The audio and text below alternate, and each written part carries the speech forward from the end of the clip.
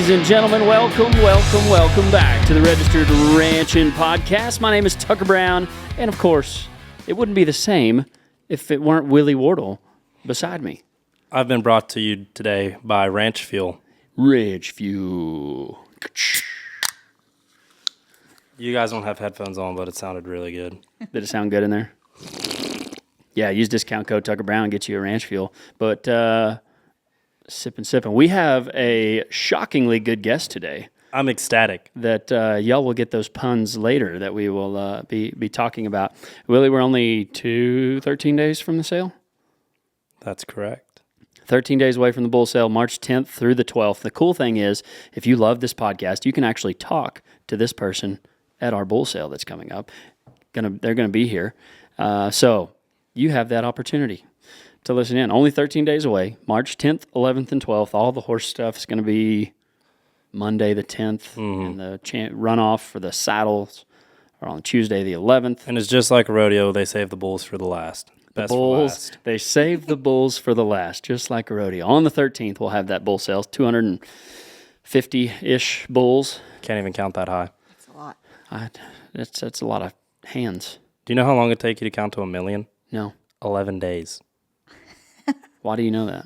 Because we were going down the road and Morgan and I were talking about, you know how long it take to count to 1 million? And it ends up, I thought it was like 35 years. It takes 31 years to count to 1 billion. But that's really weird information for you. But to think about, that's how big 1 million is. I've never had to think about it. Now you do. Now you Thanks to Ranch see Fuel. how long it takes to get to 1 million streams. Yeah, you know? It makes you feel like you have electric going through. Electricity It's going shocking. through. Shockingly. Well, that's our guest you're hearing in the background. Yeah. And Who she's a is that? specialist. She's a specialist. She's got a lot of letters behind her name and before her name. Dr. Mac. Hey, ladies and gentlemen, I want to welcome to the Registered Ranching Podcast. She's a specialist on the Rancher Success Team for Vence, and she goes by the name of Dr. McCalley Cunningham. Welcome to the show. Thank y'all so much. That's the best introduction I've had. She's deathly afraid of ducks. Yes. Definitely. Oh, yeah, y'all had that. You saved her from a duck. Saved her. Yes. Well, you got to watch out for the ducks in the River Walk in San At Antonio. NCBA, yeah, in They San are Antonio. scat. Yes, Billy was Willie. Sorry, not Billy. That's my Willie father. Was my Is Billy. Will's was my knight in shining armor out there protecting me from the ducks. I killed Great it. job, Willie. We might not be doing this podcast now if it weren't for you. I know. Saving You're welcome, Vince. You're welcome. Yeah, so you are a ranch success team specialist for Vence. Not only that, you are also a veterinarian. You have the DR in front of your name and the DV. What is it? DVM. DVM. I said it right. Okay. Got it. Good. Yeah. Yeah. You got all those numbers and all those letters, and you're working for Vence. You've done a lot of you've done a lot of stuff, and still doing a lot of stuff. Yes, I love what I'm doing. I feel, honestly, it's been an amazing career so far. Wow. I have been excited for just getting to be a part of the Vence team and working with ranchers on virtual fencing. I've learned so much from them, but also I'm a veterinarian by trade, and so this whole opportunity came through an externship through vet school, and Wow. it took a life of its own, and I'm just very thankful to get to be here and be a part of it. But I have a passion for ag, and I have a passion for entrepreneurship, and this seemed like the best way to combine those two. Yeah. What a combo. Yes. Is there anybody else who has that combo? Just in general, anywhere? Well, is there anybody on the Vence team that's also a veterinarian? No, I'm the sole veterinarian right now. Flex. So. Does it make you feel smarter than everyone else? Absolutely not. It makes me feel like I'm the dumbest one.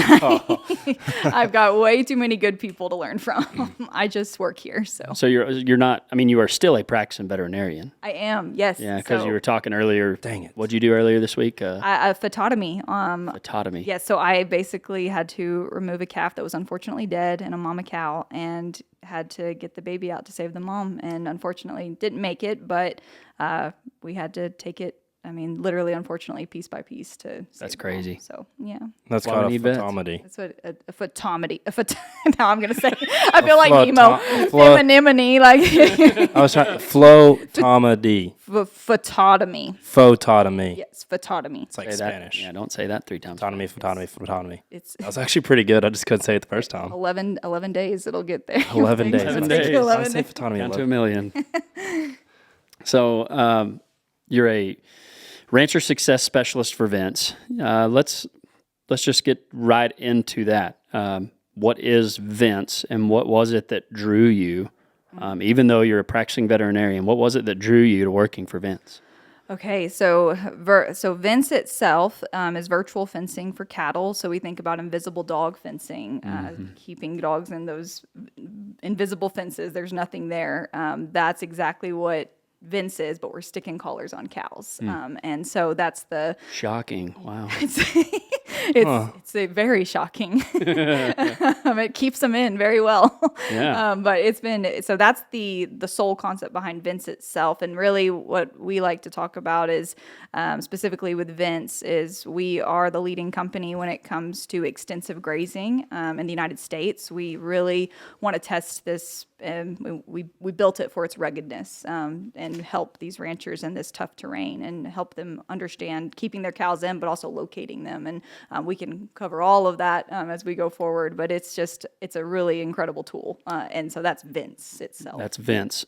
So that's VENCE. Got it. With Yes. a V. Yes. And if you were listening, you heard that right. They are keeping cattle in an invisible fence. Yes. There is no fence to be seen. Yes. Nothing. It's a virtual fence. What do you know? It's like fence with a V. It is. It's fence with a V. And you can build it in 2 seconds. You don't have to take 5 Yeah. hours. Yeah. So. You hire whoever you want. I bet you can't beat them. You can't. Try it. Try it. I dare you. See what happens. Faster than you can eat a cookie. Honestly. Faster than you can finish a ranch fuel. Yeah, it takes me a while. How do you like that orange cream ranch Yeah, feel? tell us about that. It's amazing. This is like my favorite thing. Tucker, I had to ask him at NCBA where was the ranch fuel because I needed it by that point. So I love this. This needs to be in every store in America. So we're there. Yeah, I love it. Use code Tucker Brown. Get you some ranch fuel. You'll love it as much as Dr. Mac does. Do you have any nicknames? Dr. Mac, actually. So Dr. Mac. Oh man. Okay. McCalculator. Mac and cheese. Calculator. Yes. I like that. That sounds was- like a Cade one. It was a fun, I was smart in math apparently. So that was a fun one for everybody. Mac and cheese, Big Mac, you go. Yeah. I think Willie gave me that one. So Big Mac. yeah. I didn't mean it like that. I just thought it was. I was eating. I don't know where it came from. I'm sorry. Like I meant it like It was good. No, it was a. It was like a rapper name. Yeah. Like Lil Wayne's not really that little. Yes. Just like, That was a bad example. Little baby. He's not little or a baby. So you've been working for Vence for how long now? 2 years. And so coming into Vence, I was, what got me into Vence, I actually took a externship through Merck. And so Merck is where I got introduced to Vence because Merck bought out Vence. And so really what I guess really struck me with Vence itself is understanding that this technology is built to help ranchers and help their operations become better and improving and trying to honestly just serve, become more sustainable and help improve the land that they're working with. And so seeing how, like my passion for ag and helping anybody from an ag perspective, but then also my passion for innovation and technology, those two circles came together through this. And it was like, this is a really cool opportunity to pursue. And so that was what drove me to try to keep going with it. So Yeah, you mentioned that it was bought by Merck. Since that partnership or purchase, has that helped Vence Oh, yes, absolutely. as a company? Yes, definitely. So Merck, for one, we just can improve our R&D structure and be able to build this next new product faster and more efficient and help these ranchers make it a better product for them because we're in the early adoption phase of this for just virtual fencing in general across the United States. And so when you see how that is playing out, and there's definitely kinks to work through and try to help make it better, but when we have the backing of Merck to do that, you just can make it that much faster and get that gratification so much sooner. So that's been a big good thing for Vence itself. Yeah.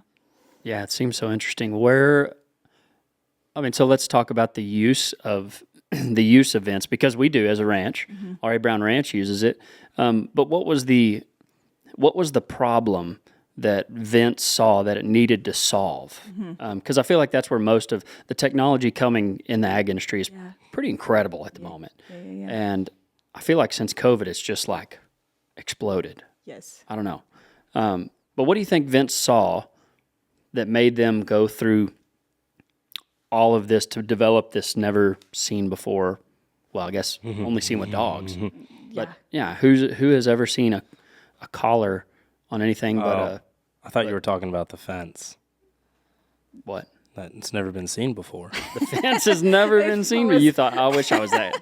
That was good. I wish I thought I. that's where you were going with it. Anyway, sorry. I wish I was that smart. What? No. Okay, sorry. Yes, Back to no. I'm rambling. Back to the issue. What do you think the problem was that made Vence get to where they are today? So for one, I think at the surface level, we have two co-founders that created this, Frank Wooten and Patrick Singler, who came together and built this together. And so they're incredible. They've both entrepreneurs, but also know how to solve problems. And it comes from any other industry, not just ag specifically or virtual fencing. But so that, I wish they could be here to talk about their understanding of the brainchild. But I think, seeing the actual problem itself, we all know that fencing itself is expensive. Yeah. The labor to put up fencing is expensive. And in certain areas of the U.S., you've got wildlife that you've got to regulate how much fencing you put up. And Or on public lands, you can't even put fence up. Exactly, yes. And so you have all these different limitations that you are seeing. And so it's almost like, why just not take those limitations away with this specific collar and a connection and being able to send the Vences to the cattle. And as we all know, cattle are prey animals. They know how to be trained. They know how to understand things. Like they're pretty intuitive and follow each other. So almost like, 80 follow the 20 essentially. And so all that to say, it's a pretty crazy, it's crazy how easy it can be implemented and all that. So when you say what is the problem, I think those are kind of like at the surface level, the problems that we see. But at the heart of it, I think that we all know that every livestock operation is different.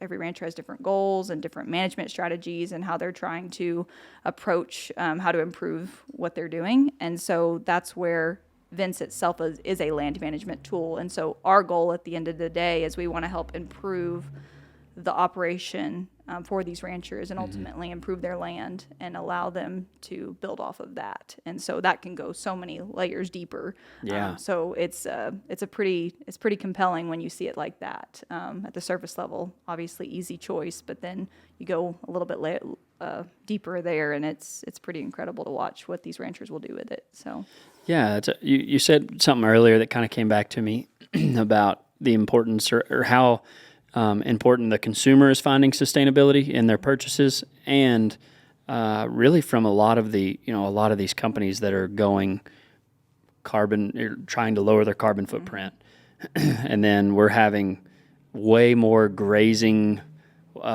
educational opportunities of the importance of or ways to improve our grazing, to improve the grass, to improve the cows, to improve the health, and that's for us, that has been a big part of where Vence has helped us. yes, Of things that we learned with grazing, and instead of building, how much is fence a mile now? A lot. it's a lot. I should have looked that up. I'll look it up. I want to for say it's you, like Tucker. 1,500,000. foot. 15. No, not a foot. A mile. So Yeah. 50,000 a mile. What was that? In some areas, it's 30,000 a mile, and like 15 to 30,000 a mile. 30,000 miles, especially in Idaho and New Mexico, Oh. harder terrain, especially post-wildfire. Yeah. So It's on average in Texas, we see $15,000 a mile. Well, you're here in the peanut gallery that's joining us. Also having some very cool ranch fuels over there. It's verified. $35,000 to $45,000, depending on the type of fence material. But yeah. that's about the cost. Yeah, so building. I mean, how many ranches out there have the barbed wire from the 1940s? Like I know we have some. I would probably say about 1960s, a bunch from the 60s. 95% of the fence you see in Texas is pre-World War II. Maybe not pre-World War II, but it's pretty dang old. Yeah, it is. And so that kind of brings us into perspective of the cost that you would have to do to re-fence, or that we would have to do to re-fence our pastures to help our grazing. Yeah. So that's what got us looking into Vence. Have you seen people use Vence for better grazing management? Yes, yes, definitely. It's when you see, I think what's cool first is like, yes, to answer your question, you see that these ranchers are doing that, and they're doing it based on insights from the data that they're collecting through Vence itself. So they're able, these callers, are keeping cattle in, but they're also tracking them. So they're able to see where they're moving in the pastures, where are they going the most, and then being able to build from there. And so it's all about, your source of truth. You can't manage what is it? You can't measure what you can't manage, or you can't Manage what you don't measure. what you don't measure. Yeah, exactly. So that's where the heart of this exists for these ranchers. And I think what's cool is a lot of the first year these ranchers use this, they'll be like, I didn't know they covered that much land. I didn't know that's how far they went. It's like, yeah, that's what we don't know either. So, until you put it on them 24 hours in a day or over the course of 6 to 9 months. And so it's just it's incredible to see that that's how they're using it and doing it. And we have ranchers that it's not just about, effective grazing. It's about, some ranchers are using this to track predators in certain areas, and some are doing this. They're actually managing how their cattle graze, but they're doing it to preserve quail habitats. Oh, wow. And so and then you have some, that, also on the public lands, they're trying to increase their stocking rate. And so they're actually through the data showing, hey, we could actually either run more cows or run longer based on what we're doing on this land and we can make that better. And so it's so great to see that. And then same thing for y'all, like when y'all had the wildfire come through, and that's where you had to put pen to paper and say, what's more cost efficient here? And then seeing that it worked, and we were able to have that pasture rest, for when that happened. And so, it just ranges so much from that point of view. Yeah. I know there are some of my friends that have asked a lot about Vence, because I think a lot of people are curious about it. How has that acceptance been from an industry that is pretty slow to change? I don't know. I feel like I've had a lot of people really honestly curious about wanting to use the product. Yes. Has that been a challenge at all? Yes, like and the adoption of it. Is that, yes, yeah. I would say so. It's kind of like, I feel like there's two layers of that. First is like when you talk about virtual fencing to people, I think there's honestly a separation between people who immediately see the value to it based on what their operation is doing, because it has to fit the operation's needs. At the end of the day, we can't do this. It's not a one size fits all kind of deal. So all that to say, like, you see the division there of like, yes, this is what I can see it being done on my place versus this is not going to work for me. And so that's one part of the part. And you have some people that eventually come around. They need some other people to try it first. And so that's just part of it, which is totally understandable. But then the other layer to that is, even when people decide to use it, that first year is such a growth year.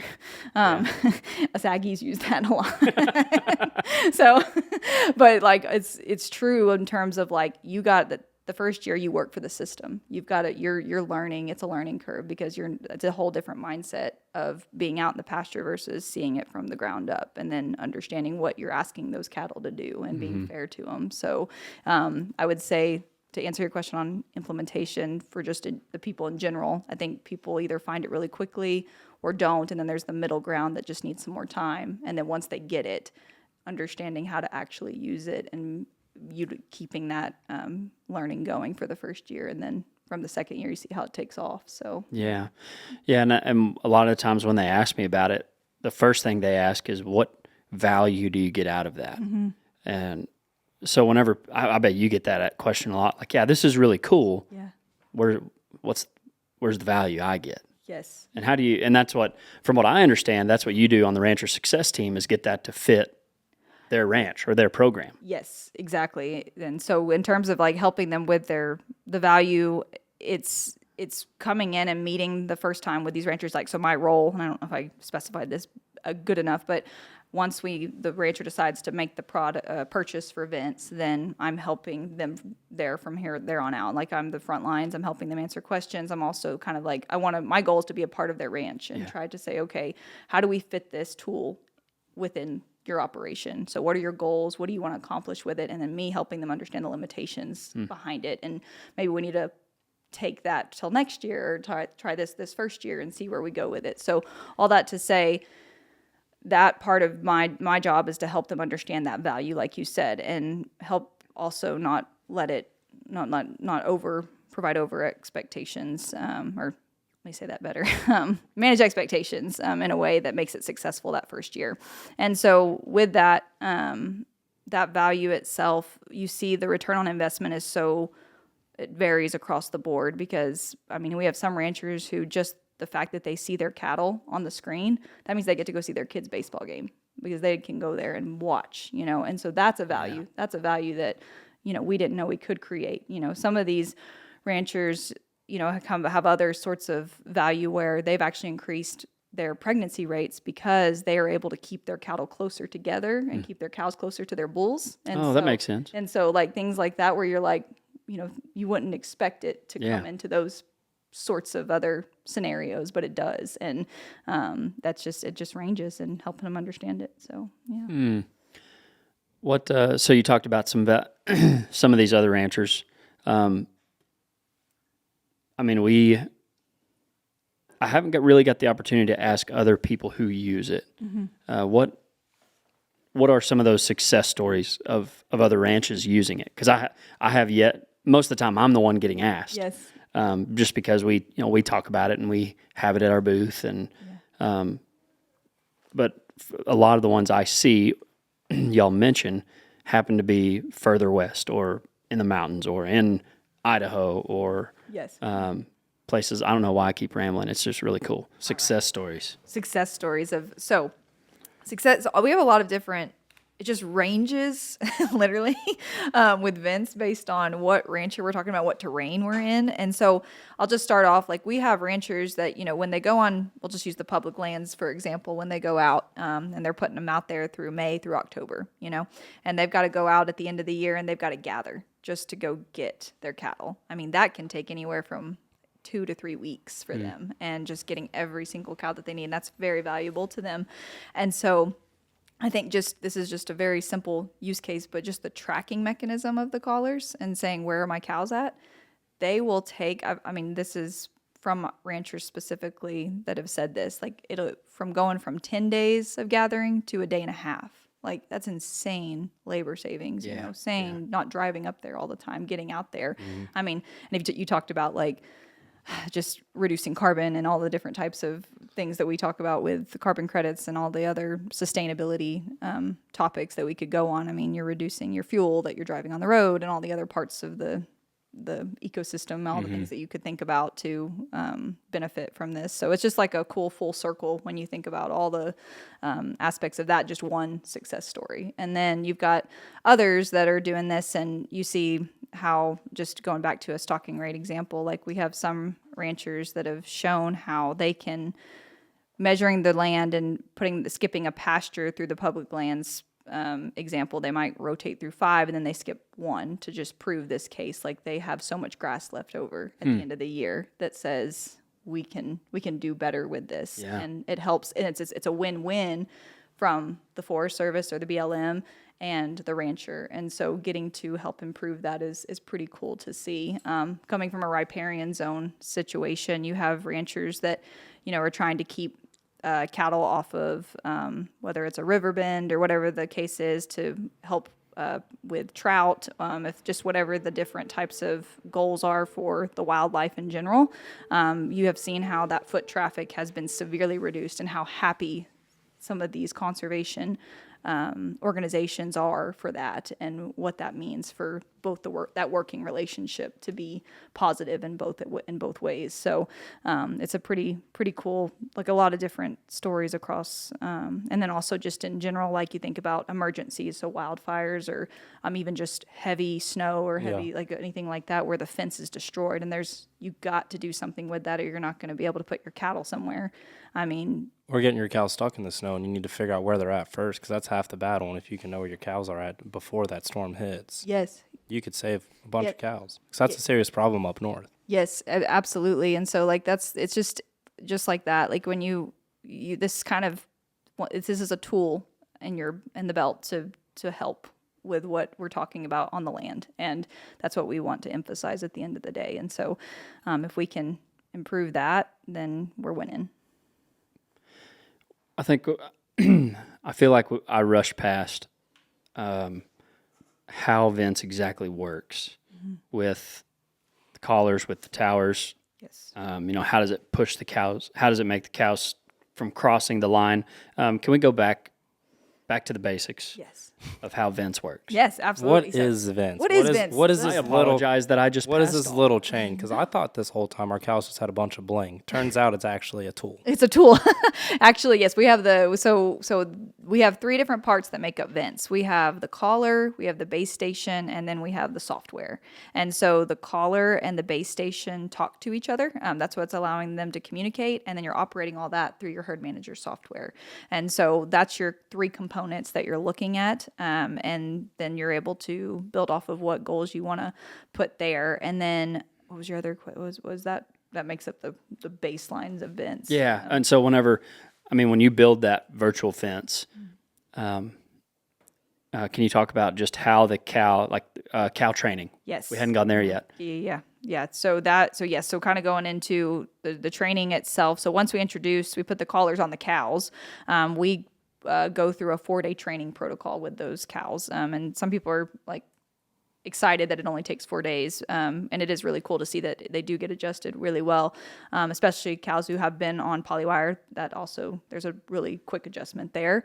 But the training itself, we put them in a fenced 100-acre pasture or more. And then we actually build the virtual fence around that hard fence because we want to give them a visual as they're approaching that virtual fence to say, we're getting stimulus and we're going to step back. And that training gets re-emphasized through the actual training protocol, and we're able to build off of our stimulus with a sound barrier, and then they get the warning of the sound and they know, okay, I'm getting closer. And you watch how these cattle over time just listen to the sound barrier because they know. And so that's what's so cool about this is like that's the part of it that they get adjusted to over those 4 days. And then once we train them and we feel good about that, we go build off of what the rancher wants to do from there. So Yeah, it is. It's fun / annoying whenever we forget to turn off the virtual fence. yes. That's the worst sound ever. I when know. It's like, no. And the cows hear it, and they're like, "No, dude, I'm not Especially, going like- that way." With for the most part, the cows are pretty good. What we have, but you always have a couple of those ones that want to be a little bit misbehaving, and then we finally get them moving the way we want, and no, Tucker, you got to figure this out. We can't we finally got this thing moving. That's Yeah. awesome. They did y'all's listen very well, so they do. They do a good job. Well, so this is one of my favorite segments. We're going to put you in the hot seat. Dun dun dun dun. And the hot seat wouldn't be so hot if you were wearing ag gear. This segment brought to you by Ag Gear. Keeps you cool. It's why I wear it all the time. But today you're going to be in the hot seat, and we have some questions from the audience. I put it up on social media, and people tip in some questions. You ready for them? Let's do it. Are you nervous? Oh yes, Yes, I am. I will be honest. Okay, first part. So this virtual fence does, if those cattle cross the line, they do get an electric shock. Yes. The first question, does it hurt the cow? Great question. That So is a good question. we built. Thankfully, like I went back to Frank and Patrick, our co-founders in the beginning.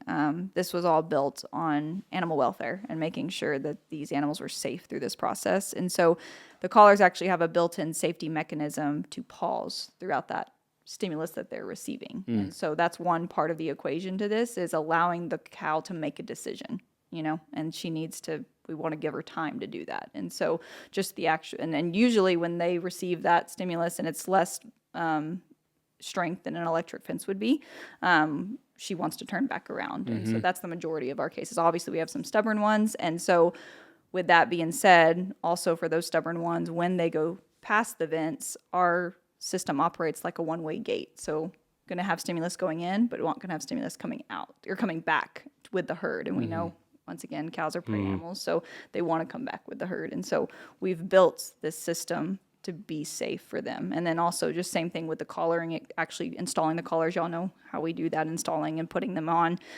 We have on the actual collar itself, ways for collars to break away if they got hooked on something that they shouldn't. We train y'all to make sure we're putting them at the right fitment, so we're not making them too tight or too loose. So we have all of those things that we've designed to make sure that this is a good experience for them and we're keeping them good and going. And it's really not the shock that is turning the cows away. It's the sound. Like you said, it's kind of like Pavlov's dogs. Like the ring of the bell makes the dog salivate. Yes. So it's the same principle with these cows. It's really not the shock. It's really the sound that they recognize that. It's like, oh, hey, I need to turn around. There's a barrier here. And that's what all happens in this 4-day training. Yes. And as these cows continue to get adjusted to the Vence collar, it's really the sound that it makes. Because we see it, like they start hearing the sound, they start turning back on us. Like Yes, it's exactly. really, that's really when you start seeing it. It's never really when it's the shock. It's when you start hearing that sound. They know, and that's what's so cool about this is they really do get adjusted. I'm fascinated by the behavior and how Yes, it ma'am. adjusts. So it's really, really cool. But Are y'all hiring for any rancher success team? Are y'all looking for any? Willie might just be able to. I think yes, He absolutely. might just be able to help you out. I'm not even that smart. So imagine someone that's smart. You can tell them that and they can put it together. But it's really No. not. It's really not even the shock. It's actually the sound. No, it is. It truly is. And so, and we are, and I think at some point we definitely are hiring. So You guys don't want me. that's not true. You saved me from a duck. I did. If you guys need a security team there, I You got think you could say the word that you tried that you learned earlier? Oh yeah, the one with the cow that I helped pull the calf out. Phlebotomy. Phlebotomy. That's close. Phototomy. Phototomy. It's PH, not F. All right, doom. Back to the hot seat. Let's. What does it cost? Probably the most asked question I get. Not 35 grand. Whoa, look at you go. No, I actually, so breaking it down, it's the collar itself is a subscription fee. So we actually, every year you would subscribe new to those collars. And that, the reason we did that is because we wanted to allow every time a new collar comes down the line, new version, we wanted to exchange those with our ranchers so they can get the latest and greatest upgrades. So nice. that's kind of why we built that way. And then the base station itself, or let me go back to the cost itself of the collar. The collar is $40 per year per cow. So that is that's our subscription itself. The base station is, you pay for that. That is your personal property, and it's $10,000 to get the base station. So yeah, that's our two costs, and then everything else, your rancher success rep, your software, all the other parts of that, just that all comes with the subscription of the collar. So those are your two prices, and that's it. So yeah. Yeah, honestly, I didn't know about. I mean, it makes sense now about the subscription. I just thought it was for, like, we have some collars when cows go stand in water or something, where the or a collar, or they catch it on a mesquite tree and break it or something, that it could be replaced, which is also a thing. Yes, which is that you also do. yes, absolutely. And I should have said it like that, because that's a part of it too. Is like if you like you said, break a collar. Collars do what they do, don't work. We need to get that replaced for you. So that's a part of it too, for sure. Yeah, so $30 a year. So we just talked about the cost. $40 a collar, $10,000 per tower. Yes. So is this, another question I got on the hot seat is this scalable to use on large operations? I don't know why I ended it like that, but is it scalable? Yes, it is. It's so for one, I didn't get to cover how much a lot of people ask, how far does your towers range? Like what kind of coverage are we talking about here? And and our towers range, like one tower will cover 5,000 to 10,000 acres. And so, when you talk about us being built, this is what we were meant to do. She's flexing right now. 10,000 Pretty excited acres. about it. We have cool technology. No, but it's built to be rugged. Like, it is built to go on this tough terrain and handle it. So that is what we wanted to do in the first place. And so when you think about what you're doing in these on these large scale and a lot of this land that you're covering, you're doing it we did it to be effective and to be efficient and to be cost effective. So when you put the pencil to paper on it, you see how it does pay for itself at the end of the day based on your goals. So the last question in the hot seat, how much work does it add for the cowboys on the ranch? Or So- for the rancher? Yes. So I have quotes from all of my ranchers like, I've gotten lazier since I've used this. And so it's kind of funny that they say that Really? because they're sitting there looking at it on their TV I say TV, I call it Cal TV. That's what they like to call it too. Cow TV. The wives get okay. onto the ranchers for watching it all the time. So that's it's hilarious. It's very funny. Like maybe the only work the extra work it's going to create is telling your wife that you are watching it for the good purposes. Yeah, So, that's work, babe. It's work. Babe, it's work. So it is really cool to hear them say that, because it truly, when you can, the peace of mind that you get to say, this is where my cows are at, or I'm setting up this Vence in 2 seconds and I launch it and it's good to go. The workload that you just took off for yourself and your staff is incredible. So it's kind of fun if you could put some numbers to it. Really, I don't have any numerical values to it, but the overall idea is it makes your life a lot easier. And yeah. One of the things that I thought, I haven't tried it yet, but I want to, in terms of labor saving, if I can plan far enough ahead, which wouldn't be very far in this circumstance, but is it possible? I feel like you've mentioned a moving Vence. Yes. Like my idea that I want to do is if I'm rotating cattle every, depending on the size, if I'm rotating every 2 weeks and I want to move them to a new pasture 4 days before rotation, can I have that moving Vence to get them to the corner that I want to move them in? So I'll answer that kind of long answer to the question, but you can, is the short answer. But the long answer is we got to think about what all we're managing expectations in that scenario. Okay. And so kind of going into it of, you can plan ahead on that, and we can effectively move these cattle in a certain area that you're trying to go to. A lot of them try to do it when they're getting ready to work them, they can use it for that, or maybe even gathering at the end of the season. And I'm going to preface with the movement Vence that we have associated in our technology. It's not the best, the most successful use case, because there's a lot of things to factor in, like terrain, and also we really want to save it for battery life sakes. And so going back to the managing expectations part of it is, yes, you can, and we're going to use it in the right frame of mind and the right time. But I have had ranchers that have used it and have done it in ways that make that work. So you're planning ahead, you're doing it, and you get to, as long as you're using it at the right time and understanding what it's doing for you, it does do a good job in those cases. So, yeah. I forgot there was one other question on there. How often do you have to change the batteries?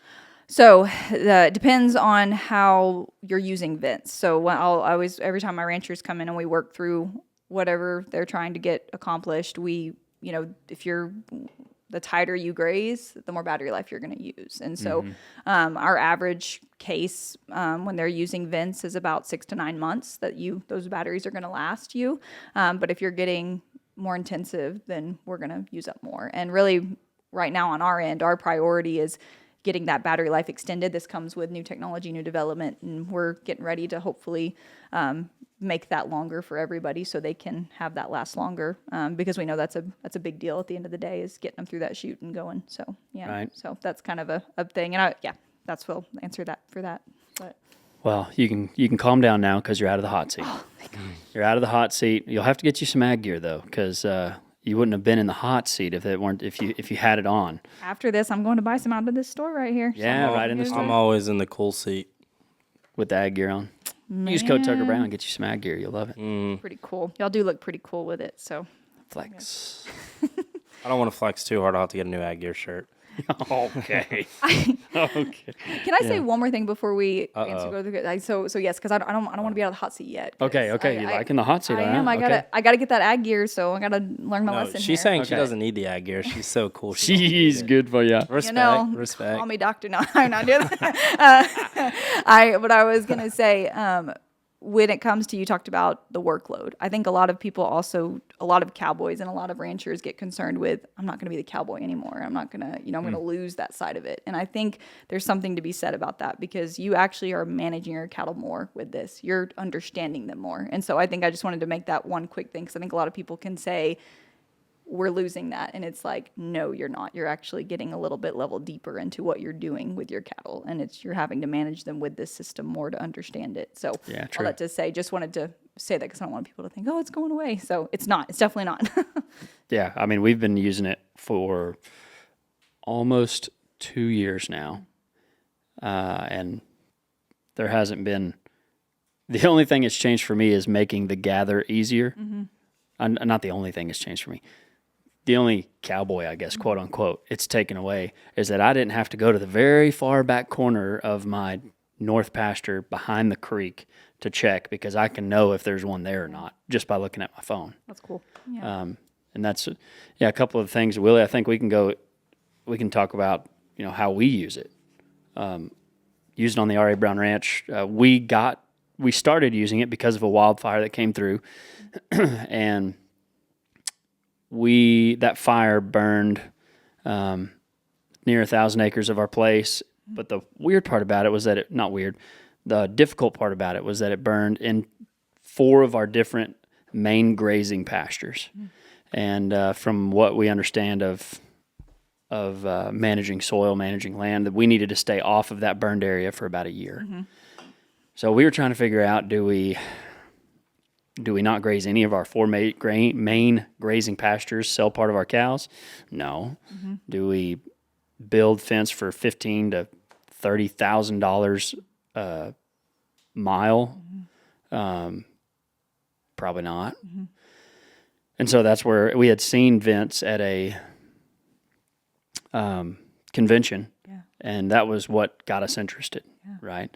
And so now, you said it earlier, how you kind of work for the system for a year. And I thought that was really true, because that was us trying to learn, how can we use it? What do I'm not real sure. I feel like I have more work, or I've got to remember to turn it off whenever I'm moving. And but now we're in year 2, and it's like our crew is now using it instead of it using us. Yes. Yeah. So we one of the things that I've liked about it most recent is we check our heifers every 4 hours. Willie hadn't got to do that yet. I'm gonna have to get you on. No, that's not. I'm gonna have to get you on the list. I work for our registered ranching, not R.A. Brown Ranch. So we check them every 4 hours through the night. Yeah. And see, I just can't do that. Well, you have ranch fuel. Even with ranch fuel. Oh man. Wow. I got to get up early and do other things. And yeah. I'm busy. Actually, I think Blake and I ended up that weekend that you're talking about. So, yeah, y'all are ended up in the rodeo. I was just thinking about it, wanting to do it too, and then I forgot. Right. Sorry. Anyways. So deer and heifer check. Yeah. Every 4 hours, 10, 2, and 6 at night.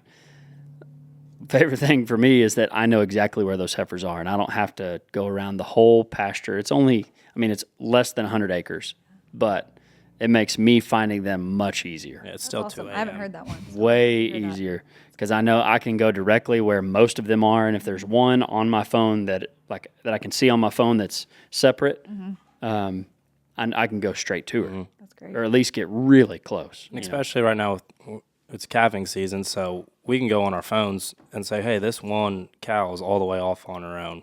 Let's go and check it. Because we got to go. Because that's a huge thing with what we do at the ranch, is making sure that we're extremely accurate. What is the first 48 hours that when that calf is on the ground? Yeah. To get away, weigh it, to tag it. And that goes into our EPDs, and we have to have all that information. So ensuring accuracy is of the utmost importance. So if we can go on there and see, hey, this cow's isolated by herself, looks kind of calvy, we're going to go over here. And I just coined that term. You kind of sound like you work for R.A. Brown Ranch. No, I work for registered ranching. I'm just so incredibly smart for a college Wow, dropout. yeah. Well, that's like just hearing y'all say that. It's like that's the journey. Like that's what I love being a part of. I learned so much from working with y'all through this process, because it's like that's what y'all are doing, and you're finding the ways to make it work with your system, and that changes every different rancher. But that's why I love my job. This is so cool to hear. And that's what's cool about Vence, is you have this tool that can have so many different uses that you guys didn't even intend. Like, I'm sure your founders weren't even intending that, hey, these guys might be able to use this to find a calf so they can get a weight on it sooner. Yes. But with you guys being, like you're saying earlier when we first started, like, nobody was really measuring that data. But now that you can measure it, you can realize all these other different uses that you can use it for. And I'm sure there's 1,000 other uses that Vence can have for someone in completely different circumstances than us. But you never know if you don't try it. Yeah, that's awesome. It was really neat too. The grazing, I don't know what to call them. The Grazing maps? data. Yeah, grazing data. I remember we like to show it just because it is super intriguing at our booths. Yes. At conventions of just we can tell what part of the pasture has been grazed the hardest, and you kind of showed us like here's the pattern that they did in the last Yeah. 2 weeks or however long you want to look at it. But that was super intriguing to me because we can tell, hey, this part was grazed really hard last time. Yes. Well, first of all, why? Like, is that where I can find my big blue stem? Is that where I can find some of my better grasses? And if that's the case, I need to protect that. Yeah. And maybe let's keep them off of that Yeah. next time a little more. But you wouldn't even know that or even be able to call Mr. Robert Collins and come, hey, could you come check this out and maybe help us figure out like what's going on here? Like Yeah. you wouldn't even know that if you didn't have something like Vence that was measuring that. Yeah. Yeah, that's been neat for us. And we have parts of a pasture. 2 of our main pastures have a really large hill on them, and there's a bottom and a top. And it seems like the cattle like to graze on top for some reason. I mean, They like partying up there. they like to be up there, and with virtual fence, we've been able to force them to stay in the bottom, or away from the creek area where maybe that nice green stuff is. Yes. We can maybe not keep them out, but only keep them there for a shorter amount of time. Yes. So that's been, I like that about Vence. That's what I've been able to use it the most. No, and that's kind of like just like in Colorado and some of these other areas, like that upland grazing and keeping them up there to do what they got to do so they have the grass when they come down after the winter and things like yeah. that. Like just all these types of things that keep coming. Like you said, you're extending your land is the biggest value you have on that place. So that's what you're doing when you're doing this. And you've just built, I like to call it land and herd awareness with Vence. Like that's what you're doing with this thing. And you're letting those two mesh together. And that's the coolest part about this. It's almost like you're almost like a cook, but for your own place. You know, how do I make this work? You know, and add up. And it's cool. It's an art and a science at the same time. So how do you? Congratulations on making it out of the hot seat, by the way. Unless you want back in. No, it's okay. I'm good now. She's starting to get like our camera, you know. I'm medium rare. I don't need to be medium, so Our camera was well done there for a minute. We had to go put it in the fridge. Yeah. All right. So, Dr. Mack, how do you, whenever you start working with somebody, how do you communicate with them or manage their expectations with this brand new technology? I start by asking them what are their goals with using Vence? What do you want to accomplish here? And from that, when they give me the list of things that they're going for, then we start hitting, okay, what do you mean by that? What do you want with that? Give me a little bit more detail and just kind of dive into those specific areas. And so for me, like right now, at least for us, it's coverage, your coverage for your towers, it's key to your success. And so right off the bat, we have to help them understand where you're putting these cattle is going to matter in terms of how you use Vence. And so that's one thing that we kind of just hitting some highlights that come across these conversations. 2 is putting the collars on correctly and helping them really truly understand this is going to make or break the retention on how you actually keep cattle and keep collars on. And so that's, and then also finally, it like, or the few other things is battery life, like understanding how much do you want to use? When do you want to, okay, you want to use more? Great. Just know we got to put them back through the chute again. And if that's okay with you, great. But if not, we might want to save that time for gathering at the end or whatever the conversation is in those cases. And then going into helping them say, hey, you know, collars break. Some collars do. And we have to know that we're going to replace them. But your retention over time with your herd is probably going to decrease a little bit. So how do we manage that effectively? Do we take Vences out? Do we do things that make this a little bit easier for you? So there's a whole mechanism to what we're doing with each of these ranchers, but it's all based on what they want to accomplish. So really it's asking the right questions and then providing the right information after that. But that's interesting. Like, I mean, I've never had to think about keeping cattle up on a mountain. Yeah. Or on public lands. Yeah. You know, I've never had to Or worry keeping about away that. from the guy you're sharing it with his herd and whatever sale barn bulls he has turned out with them. Yeah. Yeah, I bet that's so interesting for you just to see those different types of businesses and operations and goals. Yes. I Yeah. bet that's really cool. It is. It's like when you see, like that's where, and that's why, like, I think my brain grows 3 sizes each year every time I work with this thing, because it's like everybody you start working with, like y'all said, all the different use cases that come in, you start learning lessons and understanding, okay, this is how we need to do this is how we need to prepare better. And then that just scales to the rest of the other ranchers that are using this system. And so, like you said, Willie, like when it comes to maybe they threw 50 other head that have no collars in the herd. Well, that's going to create a huge problem for influences going past Vences that have no collars on. Or, hey, you have some, I mean, you think about all of those different use cases that come your way, and you're like, oh, they come with the years that we keep doing this, and then it builds off for the next year to learn, and everybody's got their scars from the first year, and it works for the second year, and then we get to use it for everybody else trying to get on this system. So This is my Donald Brown question of the podcast. Where do you see Vence in 5 years, and where do you see yourself in the company? Somewhere with the same role, or like what? Oh, where do you see yourself in the company, and where do you see Vence as I feel a like company you in just 5 put her back in the years? hot, hot seat. I think the hot seat came back. We're back. Where's the camera at? It's getting hot too. We're back in the hot seat thanks to Willie Wordle and Ranch Fuel.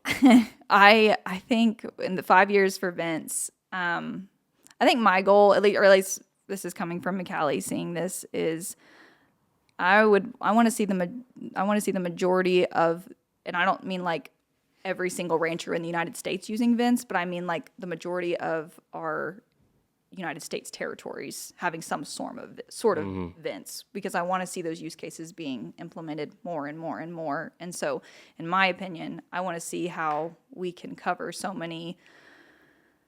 I want to land manage the whole U.S. That's kind of how I want to. That's my goal. So I want to see it do that, and be able to say, yeah, we've done that before. So And what do you think is the biggest thing that's prohibiting you from getting there right now? Just maybe people's kind of unawareness of what Vence is?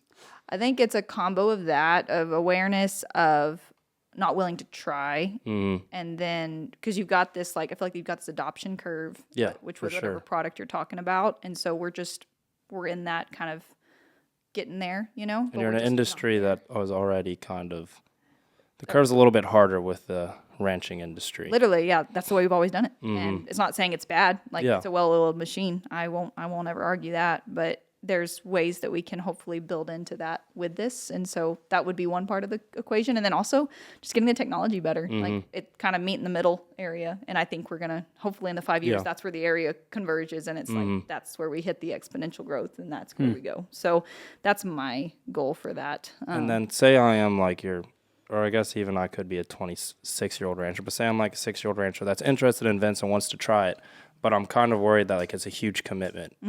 What would you tell him, like, hey, if you don't like this in a year, Yeah, chances are you are going to like it, but if you don't like it in a year, yeah, you can just let it.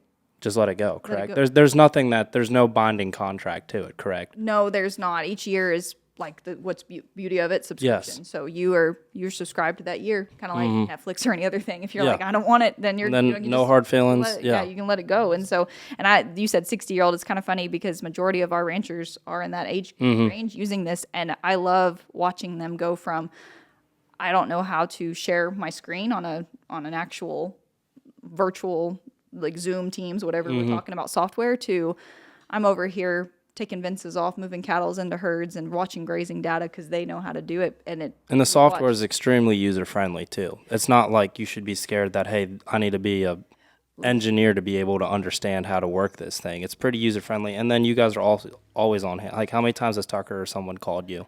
we're Whoa, why am I getting called out here? now, are you in the hot seat? I mean, I didn't mean that as like coming at you guys. I mean it as like you guys are always willing to help, and there's always someone on hand that is going to be there if you do have a question to help you navigate and figure out that problem. Definitely. And I would say, like, from our user-friendly standpoint, we want to get better. We keep trying to get that better because we know that always can improve just from as we go. But it's definitely doable, and you could see how people learn through it and You get. shouldn't be afraid of that. Allow that because No, there's for a lot of information and there's a lot of benefits to even just try it for a year. For sure. And that's our job, like, to teach, to help y'all use it. So use us. Yeah, it's not like you just get a box that says, "Hey, here's the instructions. Good luck." Yes. Like, yeah, you guys come out to because I think Grace will go to ranches, you'll go to ranches. Yes. Like you guys will actually go out there and help them get it set up. absolutely. Yep. That's it. Yeah, I feel like y'all are using RAB intern pool as a work finder. I would say we find the best, the cream of the crop here. So we have Yeah. to do that. So that is true. Ingley sitting over there in the peanut gallery. Recruiting really hard over there. I was proud.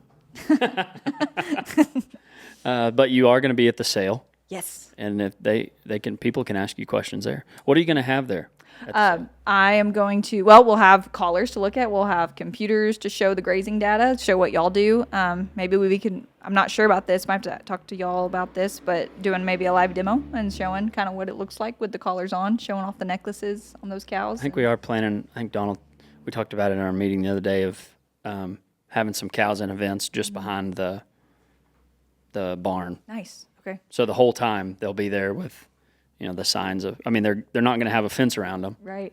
and should do their job of staying in the fence. Yes. Yeah. I would love it. Just like we You did won't be at able to see the fence, but it'll be there. It'll be there. Never seen before. Didn't see this one coming. Yeah, it's quite shocking. Quite shocking. What? Okay, now you get the opportunity to become the host. What's this part of the show called? Is this the bedrock? The bedwalk? Is this the bedwalk? Tough question. No. This is the Dr. Mac You're the host. question hour. We just Maybe call not it you're hour. the host. I'm the host with the hostess with the mostest here. No, so thank y'all. This has been amazing. I want to ask for y'all, like, I love y'all's working relationship, working together through this. So tell me what that looks like for people who are trying to build whatever it is, like as a team. What makes y'all successful through this whole process and getting you? Well, Tucker forgot to tell you. The questions can only be asked to him. Oh, Yeah. that's a I'm more of a prop. I'm the comedic relief. I have nothing to contribute to the conversation except for just stuff that's not relevant, but it's funny. That is a good question. I think the important part of what scared me about hiring was having someone that could do the job that I wanted, because it's not like the job that I needed help with. I needed someone who could video me, edit, and I can find plenty to do that. But then they've got to video me horseback in the pasture, and they've got to be around cattle and know enough to not be in the way or not enough to get hurt. And so that person is hard to find. Where can I find somebody who knows how to ride, who knows how to edit, who knows how to play along with my silly videos, and then have thick enough skin to be able to, go back and forth and heckle each other. And that was so I spent a long time trying to find the right person. I mean, I probably for 3 months, I was searching. And then, the great thing is, I mean, there's really it's not like Willie and I are playing characters most of the time. Most of the time, it's just us on like 110%. Sometimes I wish I was playing a character so I had an excuse, but this is me. This is me. I love that. Watching y'all, that's why it is so natural to see, like, it is always 110% watching y'all. So I think that's just so cool. And it's like goals, I think, for a lot of different people. And I'll say, like, from the Vence side, we have an incredible group too. And it's like working together like that with that dynamic is hard to find, like you said. And so hearing what you're looking for and how y'all were able to build it and do it together is pretty cool. We did know each other before. Oh, y'all did? While he was at Dale's. Oh, okay. We had met a few times, and he had helped at the sale. Because I was such a hand. I'm just kidding. I'm like a fingernail and a pinky. But I sure do have fun. That's awesome. That's really good. Question, I guess, for you. That's right. That's what I'm talking about. You said, we were talking about this earlier, but you said you have 12 seconds to make an impact. And so what is your biggest challenge with doing that? And On social media. Yes. And Okay. I guess in staying fresh with your topics and your content, and how are you making that impact and what's your strategy behind it? Yeah. There's a couple. Edutainment is probably the word I use the most. Of, like, I do want to be educational, but nobody wants to be educated. Like, let me educate you real quick. The first thing the person does that hears that is builds a wall up and quits listening, because nobody wants to be educated. But I like to create entertaining stuff that has education in it. So most people go to their phones for entertainment. And so I have to build that if I want people to watch it. But I have to have a hook. looked into, I mean, I am a rancher, but if I wanted to be good at this, I had to look at to what do I need to create for it to be watched. And it's easier for me to make what people want to watch than it is for me to make what I want to make and get people to watch it. The good thing is that I like to make the stuff that people want to see. So that makes it fun. But I have 12 seconds and I have to make it educational and entertaining and really easy to understand. And that's the challenge. That's the fun/hard part about social media, because a lot of people advocate for our industry. And there's some good advocates out there, but to make it entertaining enough and put your pride aside and make a silly video that people want to see, because I'm making it for the consumer, and along the way reaching the producer. So I could ramble about that for a long time. That's really cool. No, it's like that's the consumer is. I think everybody says that's always right at the end of the day, and so you're trying to start there and then build it in with the rest of our industry into one. So Joe Dirt said it best. Tucker said it best. No, Joe Dirt. What? Oh, It's not about what you want; it's what the consumer wants. I thought you were going to say, I was almost naked. I like. I don't know what that does to help me. If you've ever seen the movie. Great movie. so my next question: what were the beginning stages of developing your social media like? Beginning my social media. I have to go back. 2020. COVID. Oof. It happened during COVID. I wish I would have done it like 2 years earlier, because there was like massive growth between 2018 and 2021. Like those were the years of wild growth looking back. But how did I start? I've had a love for media for a long time. I've done sports broadcasting for 11 years now, and I watch football games to listen to the announcers, and I love communication. In a world that's really hungry for communicators, I like to be that.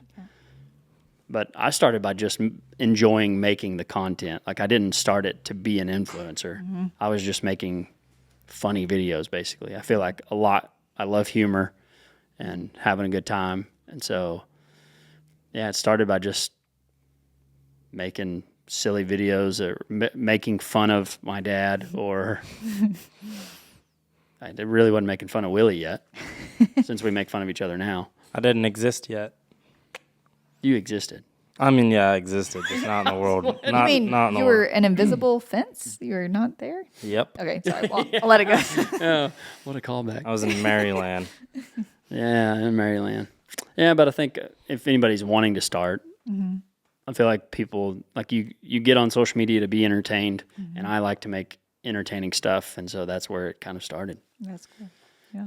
And then all of a sudden, it was like, "Are you an influencer?" I was like, "I don't know. Tic-tacking and beep. Am I tic-tacking now?" I like that. That's the content before the brand, basically. Sort Yeah, of. pretty much. I mean, I had to give somebody a reason. You have to give somebody a reason to watch.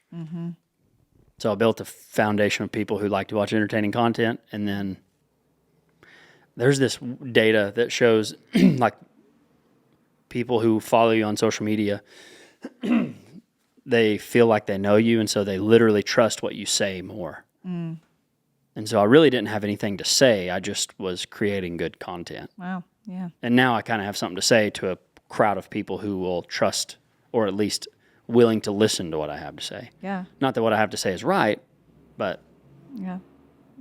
It's very It good. ain't wrong. but it ain't Wrong. It's Tucker's world. We're just living in it. No, so, something like that. no, that's very interesting. I love it. Well, I think that's my questions. So No more questions? I could go on a lot of. No, I could keep going, but Yeah, it's not your podcast. it's not. Well, I'm gonna put a fence around you, and then I'll just take over. So Oh. you can't the boundary here. So Dr. Mac, our new host. I got hired on. Sorry, we're gonna. Congratulations. Yay! So my next segment is one of my favorite. Brought to you by Bedrock. If you don't have a Bedrock truck bed, you should get one, because they are the toughest ones. We're actually getting a new one. Thursday. We're getting a new one. Still waiting on mine. Bedrock. Unskirted dog ears, just in case you guys forgot. Yeah, I don't think they forgot. You told them. Just saying it again. But they are the toughest. They are the toughest. That's why I want one. Bedrock truck beds. Check them out. So, what is the toughest thing about implementing virtual fence, Vence? I think it goes back to adjusting to this new mindset with looking at your herd on the software and then trying to level it back down to the actual pasture. And that understanding that is, you hear countless examples of like the first year, some of my ranchers will say, yeah, I put the Vence here, but then all of a sudden, like I was pushing them and all of a sudden I hear the beeping, like y'all said, go off. And I'm like, I didn't realize I put it there, you know? So they start realizing there's parts of this scale that you have to adjust for. And then also using that grazing data to your source of truth to say, no, they do this, but oh no, they actually do this. So you have to almost come in with a humble spirit with all of this, on both sides, like our side from the company standpoint and then from the rancher standpoint. And so really, I think that's the biggest adjustment, is like leveling out what you're doing from the computer and then what you're doing on the actual pasture, and being able to build that bridge and fill that gap. The toughest thing. That's it. It is. You got a cool job. I love it. I'm very thankful for it. God gave me an incredible opportunity. So So if somebody's not coming to the sale and they can't see you and your booth and virtual fence working at there, where should they go? I'm trying to think. So we have a website. You can go. It's vencefence.com. I'm pretty sure. VENCEFENCE.com. Yes. Yes, that's it. That is it. And so that would be where you go to check out more. You can always get it. We have our sales reps that also represent. They've got their numbers and contact, and so you got a simple email through the website. But also, we can put you in contact with our sales reps to start that process if you want to understand more about it. So that would be where I'd start. Yeah. I feel like there are a lot of questions that people ask that I forget about it just because we've been using it for 2 years. Yeah. So if you do have questions, send them in, DM us, let us know. Comment on, if you aren't watching on YouTube, you should, and you can comment there, and we'll answer them. Or at least I'm going to call Mac, and Dr. She'll Mac, give us the excuse me, answers. Doctor. I'm on call for all of it. Let's do it. So Yeah. We'll have That's it on. right. Willie, any more questions before we wrap it up? I think we've questioned out, you know. Okay. We like to end all our podcast with a question of what is a verse that a Bible verse that is either your favorite or one that you are liking right now or one that you're currently studying. What comes to mind? So one that I always like to, live by and just keep in my head is Matthew 4:19. Follow me and I will make you fishers of men. And I think that's really the ultimate goal, is like our biggest commandments are love God and love the people around you. And so that's what I want to do, is whatever I'm doing, whether we're talking about a virtual fence for a rancher, or we're just talking about being a vet, or just talking everyday life throughout. I'm hoping I'm glorifying God and showing who Jesus is through me, because I got a long way to go. Yeah, don't we all? So that's what I love. But That's cool. That's cool. Thank you so much for being on the podcast today. thank y'all. This has been incredible. Willie and Tucker, this is awesome. Dr. Mac and Dr. Cheese. Mac. It was an and cheese. electrifying Big Mac. podcast. Y'all are the best. So Big Mac. Willie, did you have one? I saw you looking at your phone. I didn't know if you had. I think she killed it. thank you. She did. Do you have something? It was just making me think of like cattle on 1,000 hills could be in events. Mm-hmm. God talks about the cattle on 1,000 hills that are his, and they could be in events. You think about it, we're the cows, and Vence is kind of like the Bible and the guidelines that God gives us. We don't have to listen to it, but we're better off if we do. This is beautiful. Vence. Stay in the vents. Amen. Stay in God's vents. Stay in God's Vence. There Stay you in go. God's vents. I'm so happy. Peanut Gallery is either laughing or hate that we are that cheesy. One of the two. We're not. Hey, I'm sorry. I'm sorry. It just came to me. You're welcome. You guys can use that. You are now. welcome. It's bigger than just cows. We're talking about our salvation. Amen. Well, ladies and gentlemen, it's been an electrifying, ecstatic, and shocking podcast. But it turns out electricity has nothing to do with it. Because when you really think about it, it's the sound that turns them around. Vence.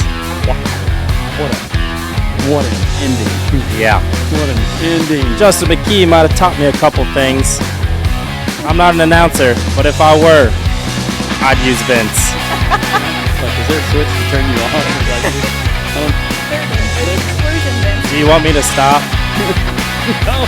Thanks for listening to the Registered Ranger podcast. Check us out on Instagram, all that. And thanks for Virtual Fence for being a part of our podcast. And, of course, Dr. Mac, again, thank you so much. Stay Until classy. next time. Yeah, until next time. Don't forget. Don't ever We forget. got to go to I forgot that the horse is prepared for battle. The horse is always prepared for battle. But victory comes from the Lord. Thanks for listening into the Registered Ranching Podcast. We'll see you next time.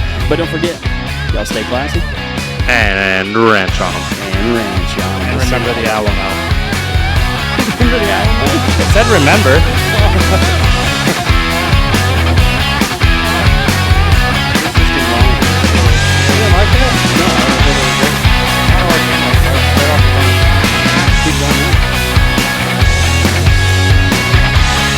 You thought this podcast was over, but just like the batteries in Vence, they never quit.